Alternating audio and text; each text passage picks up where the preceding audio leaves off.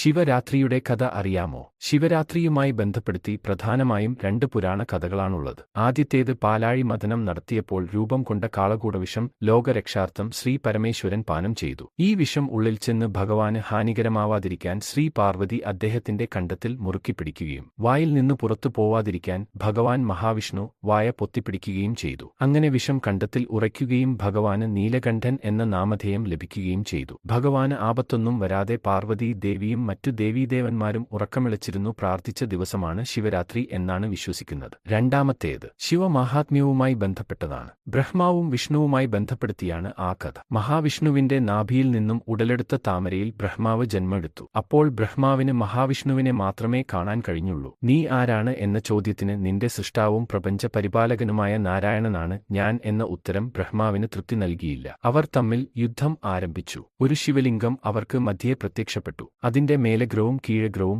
ദൃശ്യമായിരുന്നില്ല. യുദ്ധം അവസാനിപ്പിക്കുവാനും ജ്യോതിർലിംഗത്തിന്റെ അഗ്രം കണ്ടുപിടിക്കുന്നവനാണ് ശ്രേഷ്ഠൻ എന്നും അശരീരി മുഴങ്ങി. അഗ്രങ്ങൾ കണ്ടുപിടിക്കാൻ ബ്രഹ്മാവ് അതിന്റെ മുകളിലേക്കും വിഷ്ണു താഴേക്കും സഞ്ചരിച്ചു. വളരെ പരിശ്രമിച്ചിട്ടും പരാജയപ്പെട്ടു 2 പേരും പൂർവ്വസ്ഥാനത്ത് വന്നുനിന്നു. അപ്പോൾ ശ്രീ പരമേശ്വരൻ പ്രത്യക്ഷപ്പെട്ട് തന്റെ നിരതിശയമായ പ്രാധാന്യത്തെ അറിയിച്ചു. പരമശിവൻ പ്രത്യക്ഷപ്പെട്ടത് മാഘമാസത്തിലെ കറുത്ത പക്ഷത്തിൽ ചതുർദശി രാത്രിയിലായിരുന്നു. എല്ലാ വർഷവും ഈ പുണ്യരാത്രി വിശേഷമായി അനുഷ്ഠിക്കണമെന്നും മംഗളകരമായ അത് ശിവരാത്രി എന്നറിയപ്പെടുമെന്നും മഹാദേവൻ അരുളി ചെയ്തു. നിങ്ങൾക്കറിയാത്ത ഇതുപോലത്തെ മഹത്തായ അറിവുകൾക്ക് ധർമ്മപാത പിന്തുടരുക.